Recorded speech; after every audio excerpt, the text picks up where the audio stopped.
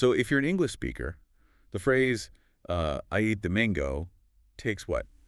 Less than a second to say. Oh, easily, yeah. Right. You lock in the subject, you declare the action, and then you just reveal the object. It's a straight line. Very direct. But, and this is what we're getting into today, if you speak Hindi, you aren't actually allowed to, eat that mango until you've successfully mapped out the exact social hierarchy of everyone in the room. Which is quite the task.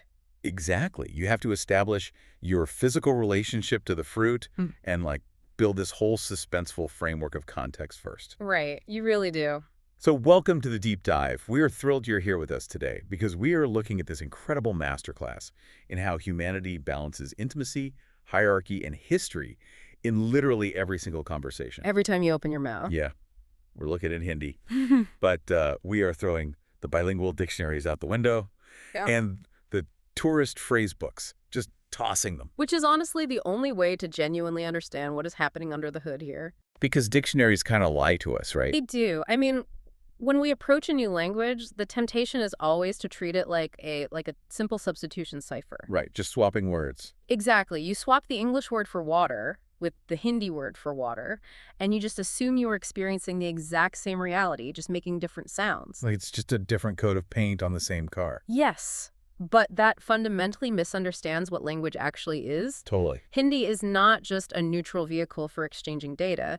It is a bridge language with an argument inside it. Ooh, an argument inside it. I love that. It is. It's this living ecosystem that's constantly negotiating relationships and memory and identity. Okay, let's unpack that idea of an argument inside it, because the ultimate realization here, the real aha moment of this whole deep dive is that the language we speak basically dictates the social universe we live in. Oh, 100%. And for you, listening right now, whether you speak Hindi fluently or you've never heard a single word of it in your entire life, understanding how this specific linguistic engine operates completely flips how you perceive human connection. It really changes your perspective. It does, because every time a speaker opens their mouth, they are interacting with the ghosts of empires, the intimacy of their family tree, and the highly specific social calibration of the exact moment they are standing in. And that calibration, it starts before we even look at vocabulary. Wait, really? Before vocabulary? Yeah, it starts with the literal architecture of thought, the syntax. Oh, okay. So the grammar. Right. To understand the reality Hindi creates, we have to look at how it sequences information. So modern standard Hindi operates on an SOV structure. SOV, so subject, object, verb. Exactly, subject, object, verb. So let's go back to our mango. Mm-hmm. English is subject, verb, object. SVO.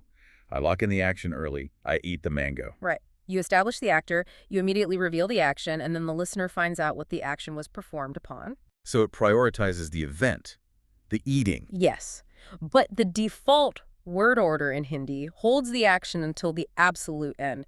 The structure essentially translates to I mango ate. I mango ate. Right. I mean, when you shrink it down to 3 words, it sounds like this minor, Yoda-like quirk, I mango ate. Yeah, it sounds cute in isolation. But I'm trying to imagine scaling that up to a complex, paragraph-long thought. It's completely different. If I'm telling you a really long story about a chaotic day at the market, and I have to put all the verbs at the very end, I mean, that fundamentally changes the cognitive rhythm of the conversation. It changes everything about how the listener processes the information. Think about the suspense it builds. Suspense. How so? Well, because the verb, which is the ultimate resolution of the action, arrives late. So the listener has to actively receive and hold on to all the people, all the objects, and all the contextual circumstances before they actually know what happened to them. Oh, wow. It is a structure of, situation first, action last. You are forced to map out the entire social and physical environment before you activate it. Okay, so if English is like typing a destination into a GPS and just driving straight there on the highway, bam, you hit the verb, you know exactly where you're going. Yes, very point A to point B. Right. Then Hindi is more like walking through a massive walled courtyard. I like that. A courtyard. Yeah, you open the outer gate, you acknowledge the mango tree in the corner, you see the guests sitting on the veranda, you note the weather, you identify who brought the tea. You're setting the entire stage. Exactly. And you have to pass through all of these successive gates of context before you finally reach the front door of the verb. You really do. You can't just bypass the environment to get to the action. That analogy of the courtyard perfectly captures the psychological effect. Because this delay of action naturally supports a conversational style that leans heavily into suspense and polite framing and contextual buildup. It's a softer approach. Very much so. It perfectly suits a culture that values a softer approach over abrupt, blunt directness. But the architecture of this courtyard isn't just about where the verb sits, right? No. It's also about how all the objects and people inside that courtyard relate to each other. Exactly. Because if I'm holding on to all these nouns waiting for the verb to show up, I need to know how they connect in the meantime.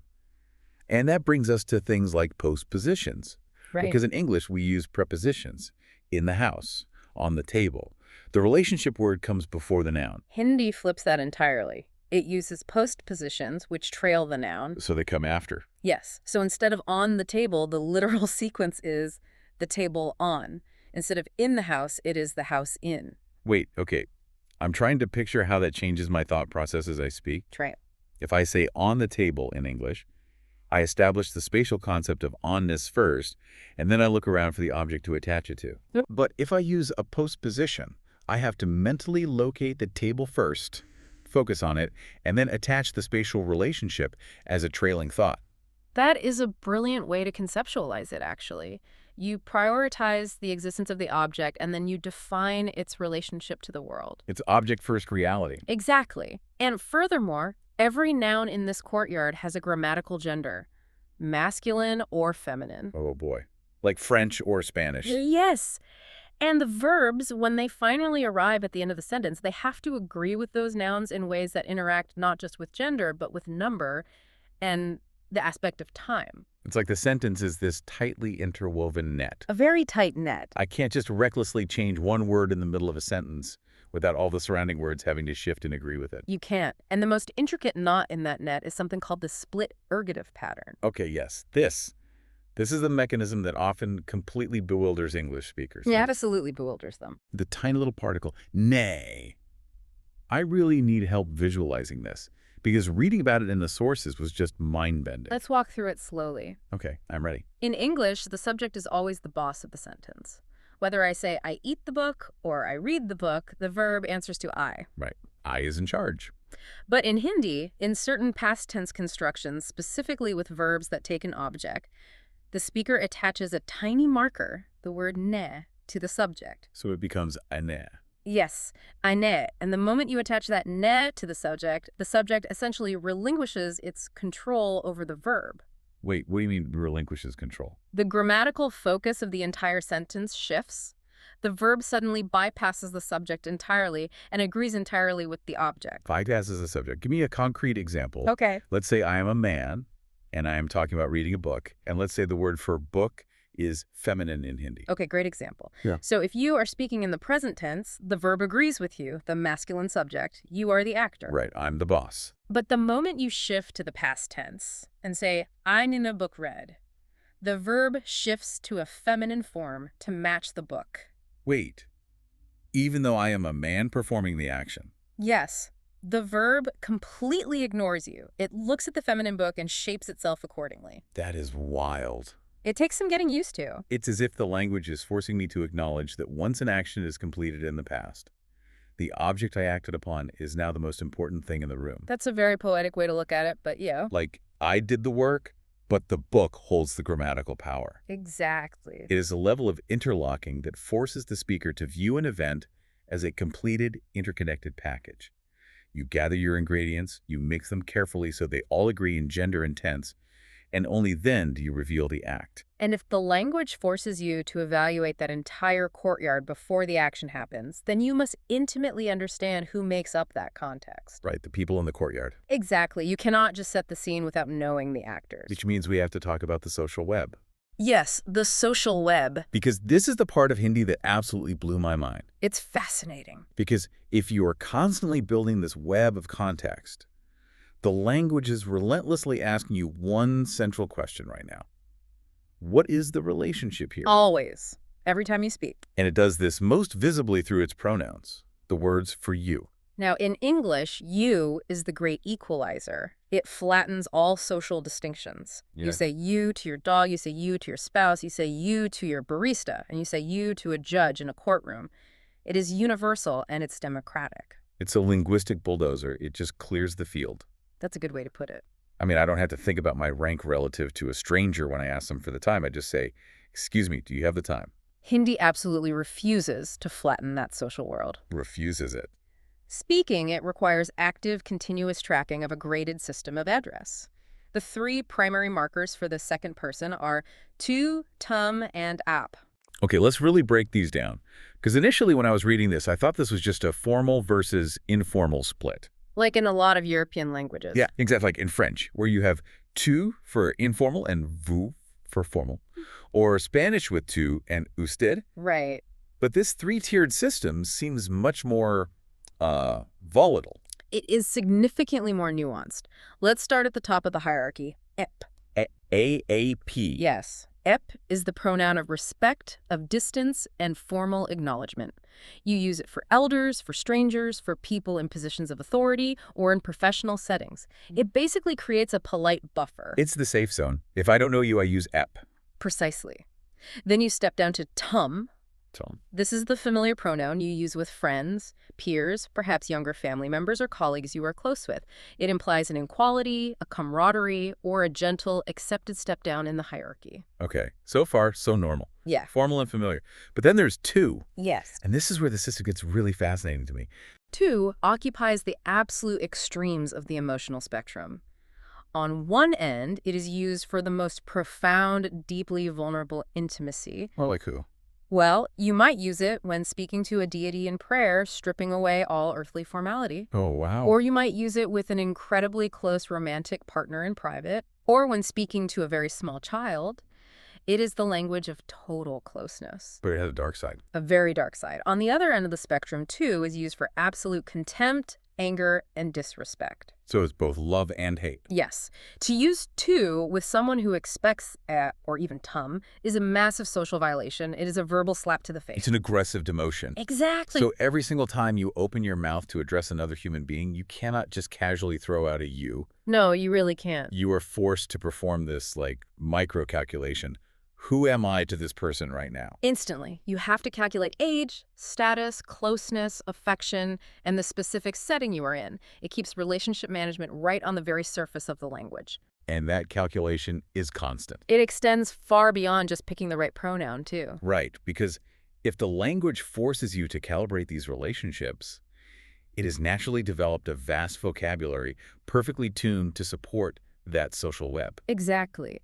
There are concepts embedded in Hindi that simply do not translate cleanly into English because English does not require its speakers to do that same level of social tracking. Let's dig into these untranslatable concepts, because when you look at them, they really paint a vivid picture of the worldview. The first one is izzat. Ah, yes. Izzat. How do you spell that? I-Z-Z-A-T. Okay. Now, if you look izzat up in a standard bilingual dictionary, it will likely give you the word honor or respect. Seems straightforward. But that completely misses the cultural density of the term.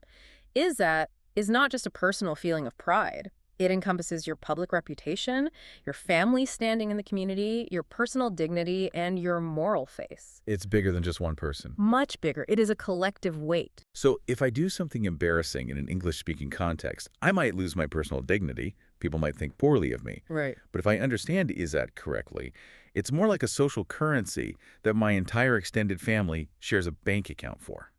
That's a great analogy. If I make a terrible public mistake, I am literally draining the izzat account of my parents, my siblings, my community. That is a highly accurate way to frame it. Izzat is fragile, it is constantly observed, and it is collectively owned. Wow. Another vital concept is dharam, which originates from the Sanskrit dharma. Okay. In its sloppy translation, we might call it religion, right? We might, but the context implies it's much more about duty, moral order, and right conduct. And it depends entirely on your highly specific role in the web. Right. Your dharma as a student is fundamentally different from your dharma as a parent, which is different from your dharma as a soldier. So it's not a universal set of 10 commandments that applies equally to everyone at all times. Not at all. It is the specific ethical role you are supposed to play within the larger machinery of society at a given stage in your life. Okay. And then On a more practical, everyday level, we have Jugad. Yes, Jugad. J-U-G-A-D. I've seen this translated in modern business articles as a hack or a workaround, almost like a cute life hack, like fixing something with a paperclip. Right, but that feels too light, doesn't it? It really does. It is too light. Jugad implies clever adaptation and resourcefulness under extreme constraint. Constraint is the key word there. Exactly. It is the ability to make things work when the system fails you, or when you simply lack the resources that a wealthier or more structured environment might provide. It's survival. It is a whole mindset of survival, street-smart resilience, and bending the rules just enough to achieve a necessary outcome without breaking the social fabric. It's the duct tape of the social universe. I love that. Yeah. And finally, there is Sanskar. Sanskar. This is often translated as values. Right, but again, that feels like a very individualistic English concept. Like, I have my values, you have your values, we agree to disagree. Exactly. But Sanskar implies a socially cultivated moral formation. Cultivated. Yes, it is the sum total of how you were raised, the cultural rituals that shaped you, and the deep-seated moral reflexes you have absorbed from your elders and your community. So it's what's been poured into you. Precisely. When someone says a person has good sanskar, it means they are properly formed as a social being. They know how to navigate the courtyard. Oh, bringing the courtyard back. They know when to use app and when to use tum. They protect the family's izzat. Okay, here is where I have to push back a little. Go for it. Or at least pose the scenario that naturally arises when an outsider looks at this whole system. Sure. If I am constantly tracking who is higher, who is lower, who has izzat, who gets to versus app, and what my specific dharma is. It sounds exhausting. Yeah. And doesn't that make Hindi speakers rigidly hierarchical? Like, are they trapped in this rigid caste system of the mind where everyone is just a robot executing their social rank? That is the essential, critical question everyone asks. And the answer Answer's no. no. No, the language does not imprison thought. It does not force you to act like a rigid automaton following a strict flowchart of hierarchy. What it does is nudge attention. Nudge attention. It makes relational rank audible. Audible. You can literally hear the hierarchy in the vowels and consonants. You can hear it. And rather than making people rigid, it actually fosters a phenomenally high sensitivity to social calibration. Because everyone knows the rules so well. Exactly. Because the rules of address are so visible and so deeply understood by everyone, playing with them becomes an art form. Wait, how do you play with a strict rule? By strategically breaking it. Oh, The language gives you the dials and knobs to perfectly mix your social and emotional output. give me an example of playing with the dials. Well, you can drop from app to tum in a highly specific moment to show a sudden flash of closeness or vulnerability to someone you usually treat formally. Like letting your guard down. Exactly. Or, conversely, you can use exaggeratedly formal language using app with a close friend to gently mock them or express a sarcastic distance. Like saying, oh, excuse me, Your Majesty. Yes, it allows for perfectly calibrated warmth, teasing, and affection. You are not trapped by the hierarchy. You use the hierarchy as an instrument to express emotional nuance. That is brilliant. It's like a musician knowing the scales so well that they can intentionally play a discordant note for emotional effect. That's a beautiful way to put it. Which perfectly leads us into how this web is expressed out loud in the physical world. Through sound, through art, and through the ultimate communal activity. Eating. All the food. Yes. But we have to start with the literal physical sound of Hindi in the human mouth. Yes, let's talk about the phonetics. Phonetically, Hindi is dramatically different from English. One of the most defining characteristics of the soundscape is the distinction between dental and retroflex consonants. I really want to understand the physical mechanics of this. Dental and retroflex. Where is my tongue supposed to be? It requires a highly active, precise choreography of the tongue. Okay, walk me through it. Let's start with a dental consonant. Let's take a dental T. The tip of your tongue presses against the back of your upper front teeth. Okay, pressing against the teeth. Right. It produces a softer, sharper, slightly breathy sound, like thu. Got it. Now, for a retroflex T, the tongue physically curls back. It touches the hard palate, the roof of the mouth, much further behind the teeth. Oh, okay, so it curls backward. Let me try. Like a soft tita, and then a hard tito. Exactly. I can feel the difference in resonance in my own head. The retroflex feels almost like a drum beat in the mouth. It's punchy. It is percussive, very percussive. And because Hindi distinguishes completely between these sounds, meaning that if you swap a dental T for a retroflex T, You completely change the meaning of the word. The speaker has to be physically precise. You can't just mumble your way through it. You really can't. This creates an intensely tactile, rhythmic quality to the spoken language. Tactile. I like that. And combined with a system of open vowels and very regular syllable structures, it creates a phonetic architecture that is remarkably musical. Which explains so much about the cultural output of South Asia. Yeah. I mean, it is a highly singable language. Extremely. You look at Bollywood film music, which is an absolute global juggernaut. Yeah. It feels like the physical structure of the language is a gift to musicians and poets. It really is. Hindi can handle sweeping romance, intense devotion, and dramatic theatrical declaration with total ease. It doesn't sound melodramatic. It sounds like the language is doing exactly what it was built to do. What's fascinating here is how the storytelling style built into the language values emotional layering over flat declaration. It values the image, the metaphor, and the audible sigh over abstraction. Right, compared to English. Yes. In English, particularly in public or professional spheres, the style often rewards emotional restraint. We want the crisp, efficient self-reporting of facts. We want to be stoic and cool under pressure. Totally. If I am upset in an English context, the ideal response is to be a cool, detached reporter of my own feelings. You diagnose yourself. Yeah, I sit down and say, I am feeling quite sad today due to these 3 factors. I am analyzing my emotion from a distance. But Hindi, with its musicality and its vast emotional vocabulary, doesn't force that emotional minimalism. No. No, it hands you a microphone and a spotlight to playfully, vividly perform those feelings. Perform them. Yes, it is comfortable letting feeling become performance. It leaves massive amounts of room for sentiment, for dramatic complaint, for lament, and for praise to be vividly voiced. Because emotion isn't just a private thing. Exactly. Emotion in this context isn't just a private inner state that you possess and hide. It is a relational event that happens between people. You perform the emotion so the other person can receive it and respond to it. And nothing embodies that idea of a relational event between people quite like the culinary vocabulary. Oh, the food talk. The food talk. When I was looking through these sources, the sheer density of how Hindi handles food blew me away. It's incredible. It is not just about macronutrients or following a recipe. The culinary lexicon of Hindi is essentially a map of its layered history and its social values. Give me the breakdown. On one hand, you have an incredibly rich vocabulary for household staples. Dozens of specific words for different types of lentils, subtle variations in spice roasting practices, and seasonal vegetables. The day-to-day stuff. Right. And these words carry the weight of ancient agrarian village life. They are tied to the soil and the harvest. But then, right next to those agrarian words, you have this incredibly opulent, elaborate vocabulary for cooking methods, rich gravies, and intricate sweets. Yes, and those words bear the heavy influence of the Persianate empires and the courtly cuisines of the Mughals who ruled the region. So your dinner table vocabulary is a mix of the village farmer and the imperial emperor. It really is.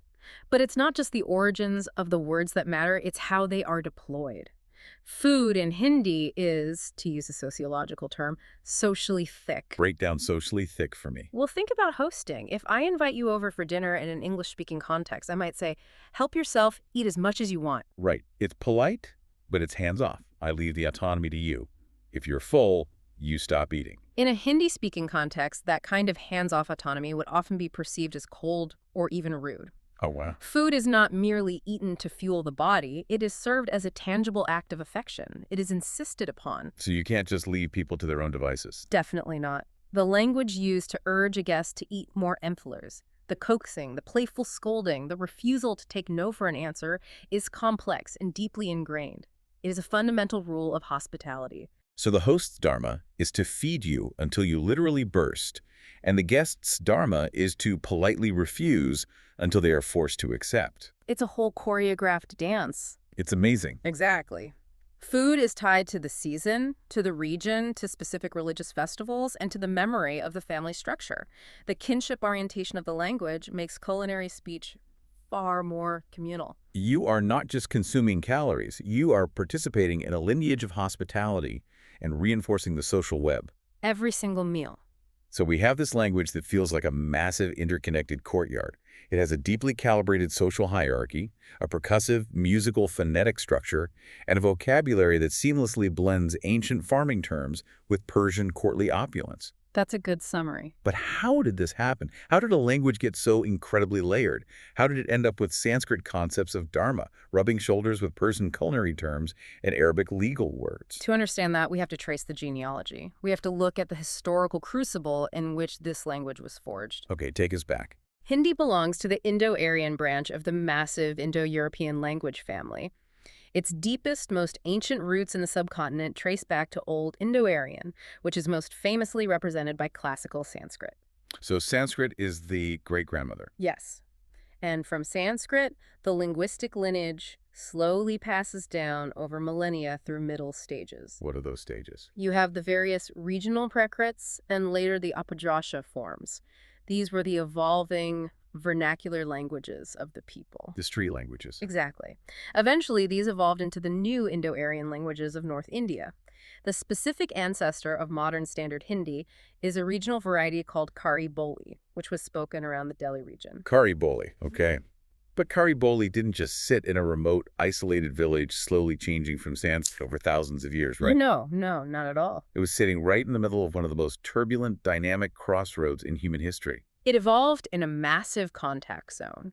Starting around the 12th century with the establishment of the Delhi Sultanate and later the sprawling Mughal Empire, the regions around Delhi became the political, cultural, and economic epicenters of the subcontinent. Let's paint a picture of that contact zone. Yeah. Because it wasn't just, a few diplomats exchanging letters in a quiet room. It was a profound collision of worlds. You had the local Kari Boli speakers, farmers, artisans, local merchants coming into daily, intense contact with ruling elites, massive migrating armies, and vast international trade networks. And they all spoke different languages. Exactly. The new rulers brought their own languages. Mm-hmm. Persian became the prestigious language of the court, of administration, and of high poetry. Okay. Arabic was the language of Islamic religion, law, and scholarship. Got it. You also had various Turkic and Central Asian languages spoken by soldiers and mercenaries in the army camps. Oh, I really love the analogy of a potluck for this. Oh, the potluck analogy is perfect. Because it's not just a pure, isolated daughter of Sanskrit sitting in an ivory tower. It's the ultimate linguistic potluck. It really is. The local Kari Boli grammar provided the the SOV sentence structure, the postpositions we talked about, the intricate verb conjugations. Right, the table is set. But over the centuries, traders, soldiers, Persian bureaucrats, Sufi mystics, and Mughal emperors all walked up to that table and brought their own vocabulary dishes to share. That is a highly accurate way to visualize it. The local grammar proved incredibly resilient, but it absorbed this immense, staggering influx of foreign vocabulary. And what came out of that? Out of this vibrant, chaotic, multi-century blending in the bazaars and the army camps, a broad North Indian lingua franca emerged. A completely new shared language. Yes, a contact language designed purely for communication across different ethnic and linguistic groups. This incredibly rich, blended language became known as Hindustani. Hindustani, the great melting pot, the shared ecosystem of the streets and the markets. But this brings us to what is arguably the most fascinating and definitely the most complex conflict in this entire linguistic history. Yes, the modern split. Right, because if Hindustani was this one big, beautiful, shared ecosystem born in the markets of North India, how do we sit here today with two distinct, constitutionally recognized official languages? Hindi and Urdu. This is perhaps the most critical insight for anyone trying to understand the modern linguistic landscape of South Asia. Okay, lay it on me. Structurally, grammatically, and historically, Hindi and Urdu are essentially the exact same language. Wait, I really want to pause and emphasize that. Because people constantly assume they are completely different languages from entirely different language families. They do. They think Hindi is from India and Urdu is from the Middle East. It is a very common misconception driven by modern politics, but linguistically, it's simply not true. Wow. At their absolute core, they share the exact same Kari Boli grammatical chassis. The same car frame. Yes. They both use the SOV structure. They share the same postpositions, the same complex verb conjugations, and the same pronoun system of to, tum, and up. Everything we just talked about applies to both. Everything. And on the street level, the colloquial vocabulary, the words for bread, water, sleep, walk, love, is largely shared. So they can understand each other. Completely. If an everyday speaker of Hindi from Delhi meets an everyday speaker of Urdu from Lahore at a cafe, they are mutually intelligible. They are both speaking everyday registers of that shared Hindustani base. So if the foundation is identical and they can chat at a cafe, where does the split happen? How do they become two separate entities? The divergence happened at the top, not the base. They diverged upward. Upward. What does that mean?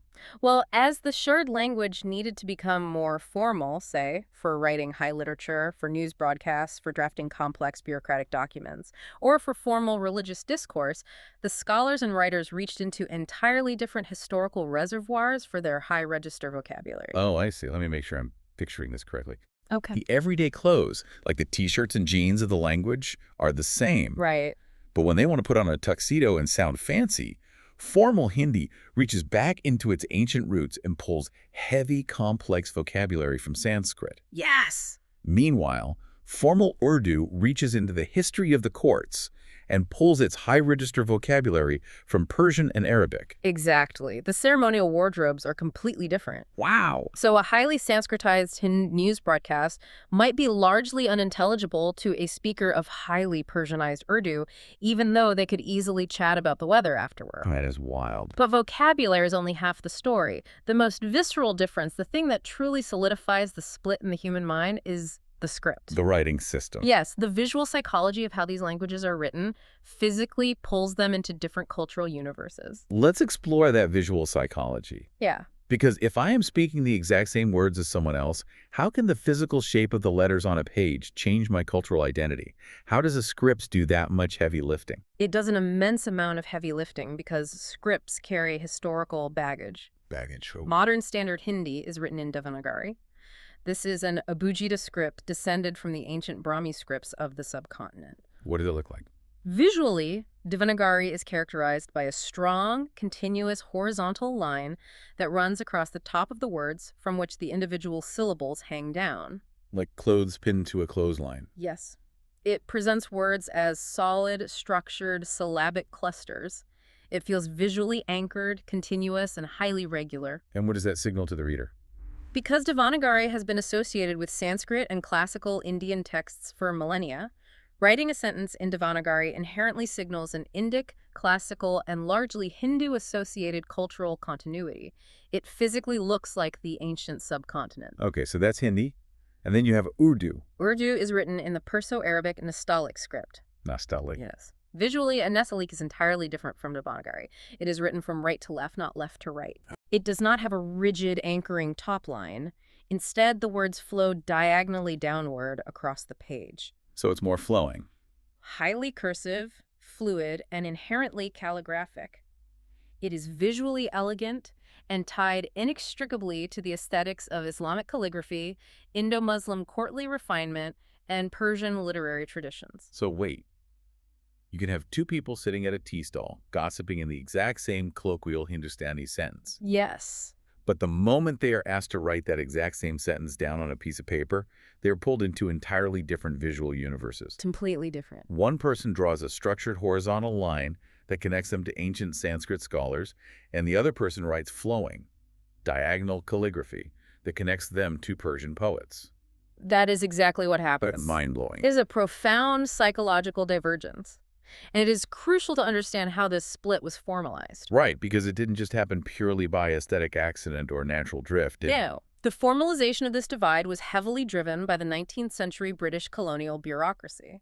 Let's talk about the mechanics of that, because the British arrive, they take over administration, and they have a massive, diverse population to govern. When the British East India Company, and later the British Crown, set up their administrative apparatus, they needed standardized languages. They needed them for education, for the lower courts, and for tax collection. I need to run an empire. Right. They could not efficiently govern using a fluid, shifting spectrum of Hindustani.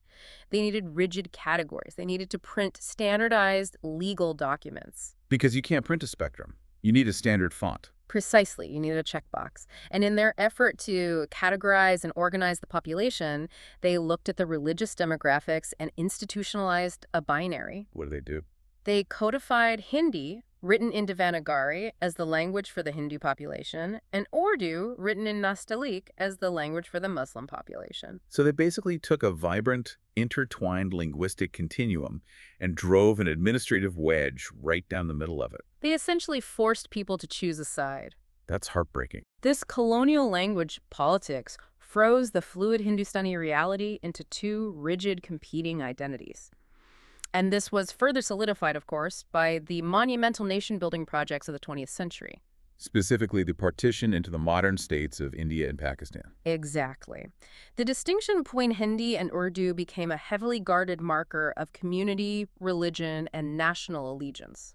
Even though the linguistic reality on the ground, the way people actually talked in their homes and in the markets, remained heavily intertwined. It's still intertwined today in many ways. It is an incredible example of how administrative policy and political borders can literally carve up a language. It really is. Which brings us to the modern landscape. The tragedy of the British dividing Hindi and Urdu is that they tried to freeze a living language.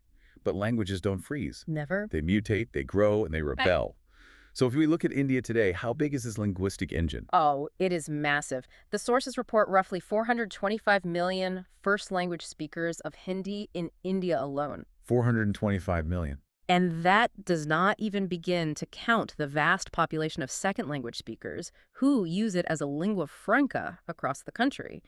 It is the constitutionally recognized official language of the Indian Union, operating alongside English for government business. But the sources also make a crucial point here, which I found fascinating. This block of 425 million speakers is not a monolith. Not at all. When the government says Hindi, they mean modern standard Hindi. But beneath that official umbrella, there is a huge complex web of what the state calls dialects. Varieties like Braj, Awadhi, and Bhojpuri. Right. And calling them merely dialects is highly contentious, isn't it? Extremely contentious. Historically, languages like Braj Bhasha and Awadhi were not just regional slang. They had incredibly rich, prestigious literary traditions of their own. They were the big players. For centuries, much of the most famous foundational medieval devotional poetry in North India was composed in Braj and Awadhi. They were the languages of high art. But then Kari Boli gets selected as the base for the modern state standard. Yes.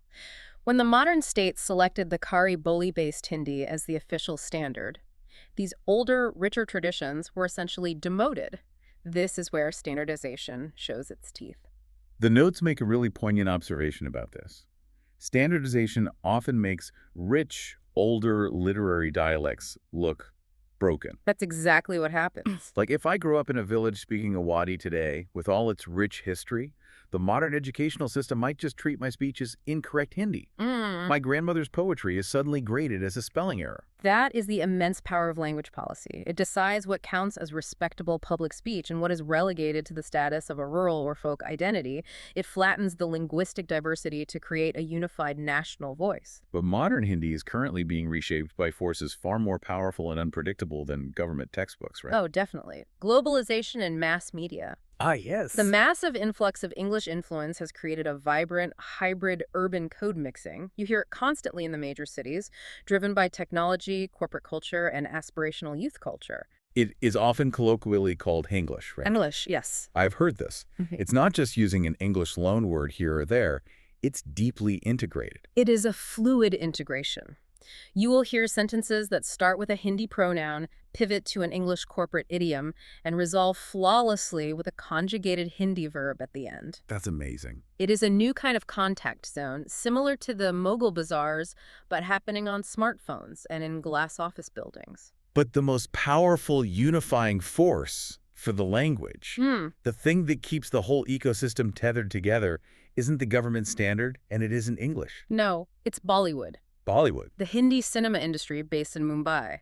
Bollywood operates as a massive, unofficial linguistic anchor. And what is brilliant about Bollywood is that it stubbornly preserves the old, unified Hindustani base. They often refer to their script language as filmy Hindustani. Because they are capitalists. Yeah. They want the biggest audience possible. Exactly. The scriptwriters know that if they use highly Sanskritized formal state Hindi, they will alienate a huge chunk of their audience who finds it too stiff or academic. Right. And if they use highly Persianized formal Urdu, they will alienate another massive demographic. So what do?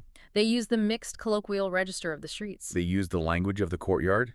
They blend the Hindi grammatical structure with easily understood Urdu poetic expressions for the romance scenes and everyday street slang for the comedy. And by doing so, Bollywood dialogue effortlessly crosses national borders, religious divides, and class barriers. It is wildly popular in Pakistan, in the diaspora, and across all of India. It's incredible. It proves on a daily basis that the old shared language of the historical contact zone is still the most effective, emotionally resonant way to reach the human heart. That is just incredible. Cinema acting as the great preserver of the linguistic piece. It really is. You know, when we look at this entire journey, from the delayed verse to the Bollywood screens, it fundamentally changes how you think about communication.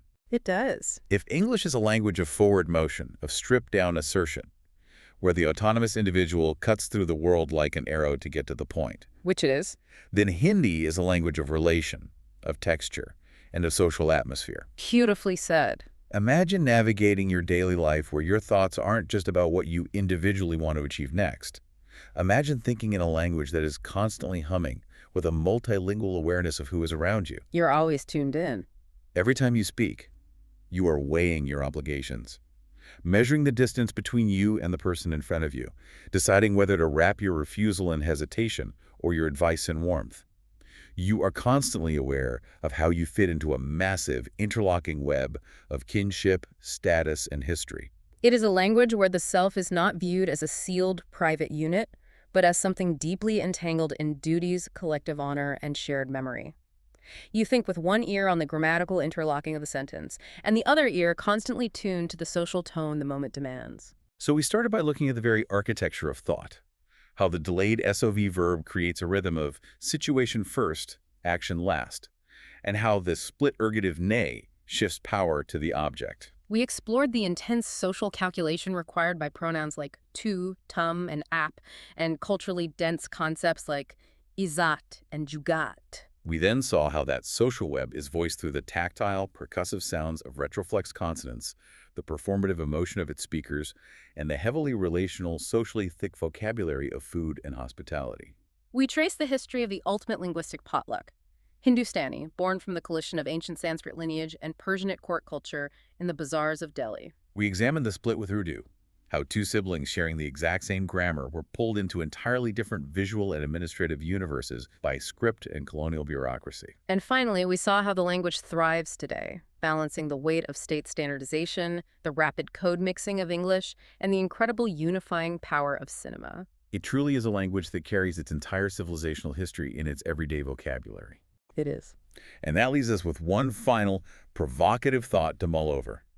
Something for you to explore on your own after this deep dive ends. Oh, I like this. If Hindi is fundamentally built to force us to recognize human hierarchy, to encode warmth, and to acknowledge physical social relationships in every single sentence we speak, Which we've established it does. what happens to this language when it collides with the hyper-individualistic, screen-mediated, flattened world of globalized internet slang and artificial intelligence? That is the million-dollar question. Can a language that was elegantly designed to make us look each other in the eye, assess our relative standing, and adjust our emotional warmth, survive an era where we increasingly only look at our phones? When the medium of communication actively flattens human context, how does a deeply context-dependent language adapt without losing its soul? We will have to see how the language of the courtyard navigates the infinite scroll. Thank you so much for joining us on this exploration. The world is vast, the languages we speak shape the very reality we perceive, and there's always, always more to learn. We will see you next time.